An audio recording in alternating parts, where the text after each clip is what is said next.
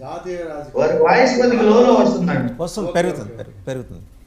ఇప్పుడు ఒకటేంటంటే ఎన్నికల ముందు హిందీలో మాట్లాడితే ముద్ద అంటారు, అంటే ఎన్నికల అంశం ముద్ద అంటే.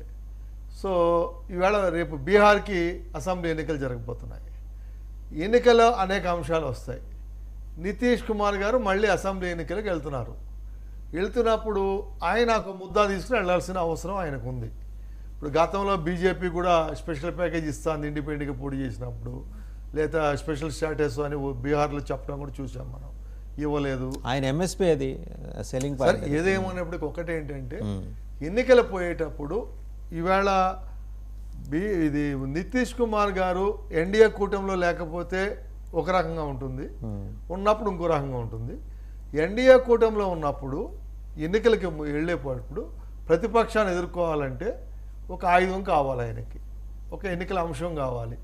ఎన్నికల అంశం కింద ఆయన స్పెషల్ స్టాటస్ అనేది మన స్పెషల్ స్టాటస్ కావాలనేది ఒకటి పెట్టాడు. బీహార్ ఎప్పటి నుంచో ఉంది అది డిమాండ్. అయితే ఇక్కడ ఏంటంటే మనం చర్చించవలసింది, పార్లమెంట్లో అనౌన్స్ ప్రైమ్ మినిస్టర్ వాగ్దానం చేసింది కూడా మరి ఏది అప్పుడు యాక్చువల్గా ఇప్పుడు ఏంటంటే ప్లానింగ్ కమిషన్ ప్లేస్లో వేరే వచ్చింది, నీతి ఆయోగ్ వచ్చింది. సో ప్లానింగ్ కమిషన్లో పెట్టి చేయమనేది ఆ రోజు నిర్ణయం. దానికే అతిగతి లేదు, దిక్కుమొక్కు లేని పరిస్థితి మనం చూసాం. ప్రభుత్వం కాంగ్రెస్ ప్రభుత్వం మారిపోయి బీజేపీ ప్రభుత్వం వచ్చిన తర్వాత నీతి ఆయోగ్లో పెట్టారని అనేక రకాల చర్చలు జరిగినాయి దాని మీద. అయితే ఒకటేంటంటే దీంట్లో ప్రధానంగా వచ్చేది ఏమవుతుందంటే స్పెషల్ స్టేటస్ అనేటప్పటికి కొన్ని రాయితీలు వస్తాయి రాష్ట్రాలకి. రావటం మూలంగా ఏమవుతుందంటే దానికి అడ్జసెంట్ పక్క రాష్ట్రాలకి పోవాల్సినటువంటి అనేక ఇండస్ట్రీస్ అవి కూడా ఆ యొక్క బెనిఫిట్స్ కోసం ఆ ఇండస్ట్రీస్ అటు ఇటు రావడానికి అవకాశం ఉంటుంది. దాని మూలంగా వాళ్ళ యొక్క రాష్ట్రాల అభివృద్ధి కుంటుపడుతుందనే దాని మీద పక్క రాష్ట్రాలు కూడా అపోజ్ చేస్తున్నారు అనేది జరుగుతూ ఉంది. కాబట్టి ఏంటంటే చావుకు పెడితే లంకడానికి వచ్చింది అన్నట్టుగా స్పెషల్ స్టేటస్ అడిగితే కనీసం స్పెషల్ ప్యాకేజ్ బీహార్కి కొంత ఫండింగు ఎన్డీఏ ద్వారా వస్తుంది అనే ఒక అష్యూరెన్స్ తోటి ముందుకెళ్ళినట్టయితే ఎన్నికల్లో రేపు గెలవడానికి అవకాశం ఉంటుంది. కాబట్టి న్యాచురల్గా చేశారు దాన్ని. సరే మీడియా కానీ రాజకీయ నాయకులు కానీ దాని మీద బీజేపీ కేంద్రంలో ఉన్నటువంటి ఎన్డీఏ కూటమిని ఇబ్బంది పెట్టడానికో ఇంకో రకంగానో మరి ప్రతిపక్షంలో ఉండేవాళ్ళు దాని అనేక రకాలుగా దాన్ని కోడిగుడ్డు మీద ఈకలు పీకినట్టుగా చర్చలో ఎన్ని వస్తూ ఉంటాయి. నితీష్ కుమార్ ప్రతిపక్షానికి అవకాశం ఇవ్వరండి, ఆయనే ఇబ్బంది పెడతారు. అదే చెప్తున్నా, ప్రతిపక్షం అడక్క ముందే ఈయనే చెప్తున్నాడు. ఇప్పుడు ప్రతిపక్షం ఖచ్చితంగా అడుగుతుంది, ఏమైనా నువ్వు నేషనల్ ఎన్డీఏ కూటమిలో ఉన్నావు, రాష్ట్రానికి ఏం చేస్తావు, మేమైతే ఇది చేస్తాం అని వాళ్ళు చెప్తారు ఆల్రెడీ. మొన్న కూడా ఏమైంది, రామ్ విలాస్ పాస్వాన్ పార్టీది మేజర్ ప్లస్ పాయింట్ అయింది బీహార్లో ఎన్డీఏ కూటమికి ఎక్కువ సీట్లు రావడానికి కూడా. వాళ్ళకి 5 పార్లమెంట్ గెలవడే కాకుండా రామ్ విలాస్ పాస్వాన్కి సంబంధించిన పార్టీ, దాని మూలంగా బీజేపీ కానీ దీని కానీ నిజానికి చెప్పాల్సి వస్తే బీజేపీ గవర్నమెంట్ రావడానికి ప్రధానంగా చెప్పుకోవాల్సిన 5 రాష్ట్రాలు ఈవేళ. ఒకటి బీహారు, ముఖ్యంగా బీహార్ కన్నా ముందు తెలుగు రాష్ట్రాలు 42 సీట్లకి దాదాపు 29 సీట్లు ఇక్కడ ఎన్డీఏ కూటమికి వచ్చినాయి. అదేవిధంగా ఒరిస్సాలో 14 సీట్లు 20 సీట్లకి మెజార్టీ రావడం జరిగింది, దాదాపు 18 వచ్చినాయి. అదేవిధంగా బీహారు, మధ్యప్రదేశ్, ఈ 4 రాష్ట్రాల మూలంగానే తర్వాత కర్ణాటకలో కూడా అసెంబ్లీ ఎలక్షన్ తర్వాత జేడీఎస్ కూటమి కట్టడం మూలంగా అంతకుముందు 24 ఉన్నప్పటికి కూడా అసలు 10 కూడా వస్తాయి రావన్న స్టేజ్లో దాదాపు 50-50 కూడా అక్కడ స్కోర్ చేసే పరిస్థితి వచ్చింది.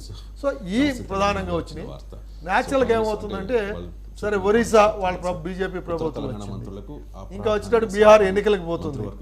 కాబట్టి ఏంటంటే తెలుగు రాష్ట్రాలకు కూడా ప్రధానంగా ఇవాళ ఎన్డీఏ కూటమి అధికారంలో ఉండడానికి చిన్న పార్టీలు పక్కన పెట్టినట్టయితే బీజేపీ తర్వాత ప్రథమ స్థానంలో ఉండేవి ఈ 2 పార్టీలే.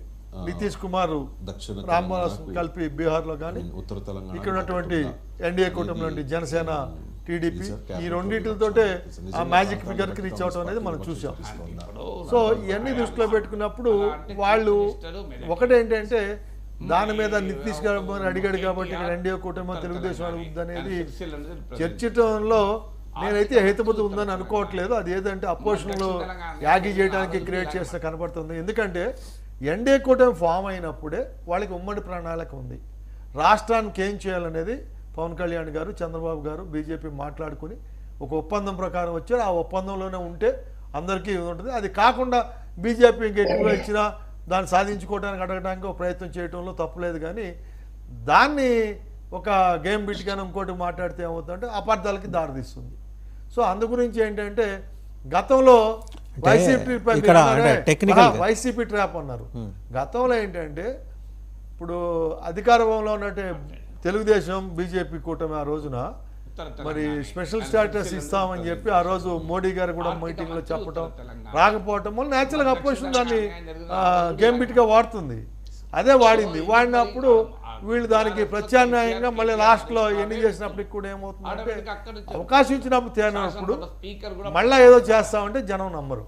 మరి ఇప్పుడు ఏంటంటే అధికారం ఉన్నప్పుడు నువ్వు కొంత చేసి ఇంకా కొంత తెస్తా అంటే నమ్ముతారు తప్ప ఇక్కడ ఫెయిల్ అయ్యి తర్వాత అదే ఎన్నికల అంశంగా వెళ్తానంటే జనం రిస్క్ చేసుకోరనేది 2019 మనం ఇక్కడ చూసాం. ఇప్పుడు బీహార్కైనా అదే వర్తిస్తుంది. ఇప్పుడు ఆయన రూలింగ్లో ఉన్నాడు. రూలింగ్లో ఉన్నప్పుడు ఇప్పుడు ఎన్డీఏ కూటమి ఆయన చేరు కూడా దాదాపు సంవత్సరం పైన అవుతుంది. ఈ మధ్యకాలంలో ఏం తెచ్చాడు అనేది చెప్పుకుని ఫర్దర్గా చెప్తే ఎన్నికల అంశంగా జనం రిసీవ్ చేసుకుంటారు తప్ప లేనప్పుడు ఏమవుతుందంటే అపోజిషన్ వాళ్ళు ఉన్నప్పుడే చేయలేదు రేపు ఏం చేస్తాడు అనేది ఒకటి వస్తుంది. ఇంకొకటి ఏంటంటే మీరే మాట్లాడదురు, మీకే ప్రశ్న. ఇప్పుడు ప్లానింగ్ కమిషన్ స్క్రాప్ చేసి నీతి ఆయోగ్ని తీసుకొచ్చారు. రేపు పొద్దున దేశ విశాల హితం కోసం నీతి ఆయోగ్ని స్క్రాప్ చేసి ప్లానింగ్ కమిషన్ తీసుకురావచ్చు కదా. ముగిసిన అధ్యాయాలు అటక మీద పెట్టేసాం, బూజు పట్టినాయి, ఇవన్నీ ఏముంది. మనకు అవసరం అయితే 370 స్క్రాప్ చేయలేదు లేదా అమెండ్ చేయలేదు. నీతి ఆయోగ్ అనేది ఏంటంటే రాజకీయంగా చెప్పాల్సి వస్తుంది. అదేమి కాన్స్టిట్యూషనల్ బాడీ కాదు. ఫస్ట్ ఆఫ్ ఆల్ నీతి ఆయోగ్ అనేది ఒక రాజకీయ ఎత్తుగడ. అది ఎందుకంటున్నానంటే పండిట్ జవహర్లాల్ నెహ్రూ అప్పటి నుంచి కూడా ప్లానింగ్ కమిషన్ వచ్చి 5 years ప్లాన్ కింద పెట్టి 5 years నెక్స్ట్ 5 years ఏం చేయాలి ఒక ప్లానింగ్ ప్రకారం పోతూ ఉండేది ప్లానింగ్ కమిషన్. దాని ఉద్దేశం అది. వీళ్ళే